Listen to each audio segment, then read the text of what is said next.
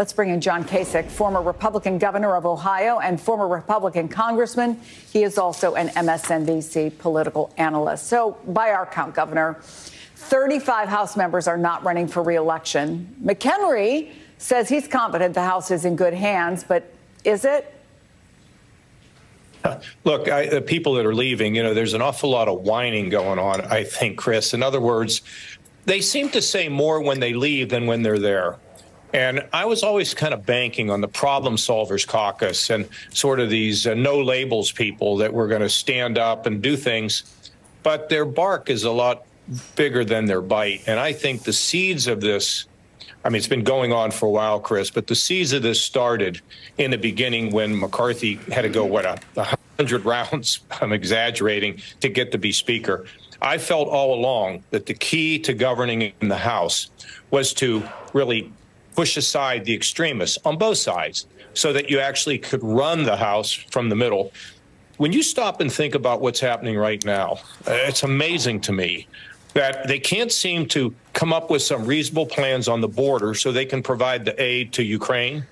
And ultimately, it'd probably be a problem related to Israel. That's just unbelievable. Sometimes I think kids on a playground can work out their differences better than what they're doing in Washington. And this puts us at risk in many ways. Who's going to come and fill the seats of the people who leave? It's too hard to say. But what I will tell you, Chris, is there have been too many members who have remained silent when they had an opportunity to take divisive action.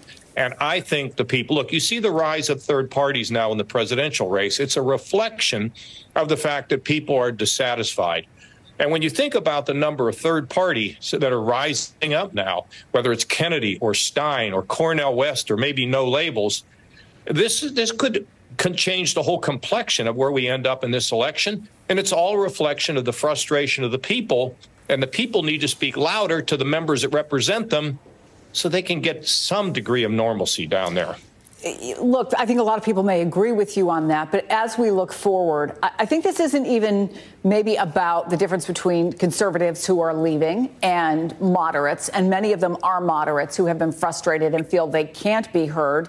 But just people who will listen. As I've been hearing the many interviews, for example, that Liz Cheney is doing, that she will sit down with folks on this network with a more left-leaning slant and have a reasonable conversation with them, understand that they disagree on a lot of the issues, but are willing to talk about it.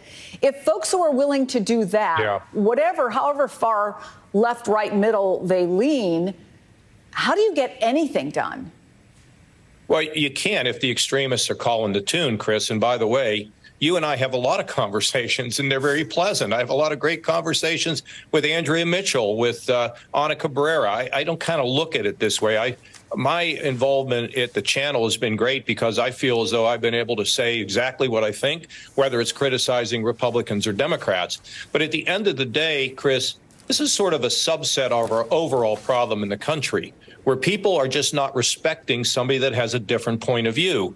And when you can't even respect somebody that has a different point of view, how do you sit down and negotiate? And look, throughout my career, whether as governor or back when I was in the Congress, had a lot of very, very tough conversations. But at the end, we realized you got to put the country first. And somehow they're losing sight of that.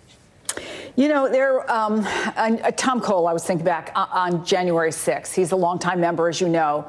Chuck Todd said of him in a new analysis, he has a reputation of being one of the grown-ups in Congress. But then he released a carefully worded statement about his decision not to certify the presidential election. And it read in part, quote, "The greatest function of a representative is being elected to represent the views of one's constituency. I have been closely studying this issue and listening intently to what my constituents have to say. They have asked me to express their concerns with my vote on the floor today, and as their representative, I intend to do so." Does that argument... I don't agree with that philosophy. Edmund Burke said you owe people not only your energy and your toil, but also your judgment. And so if what we're going to do is send people to Congress who are going to put their finger in the air to figure out which way the wind blows, and that's kind of what we're doing now, particularly when the people who have the loudest voices on both sides are the most extreme. And we can think about it and make a case for it on both sides to some degree. So when you go to Congress, it's not your job to take a poll and then vote that way. It's your job to use your judgment, take into account what your constituents want, but you're not there to just be a sort of a robot to all their wishes. And by the way, if you get so far out of touch with the people you represent, they'll vote you out. And another thing on that, Chris, when they vote you out, you might actually find that you have life after Congress, life after politics. I can tell you it's pretty good. Former Governor John Kasich says that with a smile. Always fun, Chris. Always fun. Thank you. Appreciate it.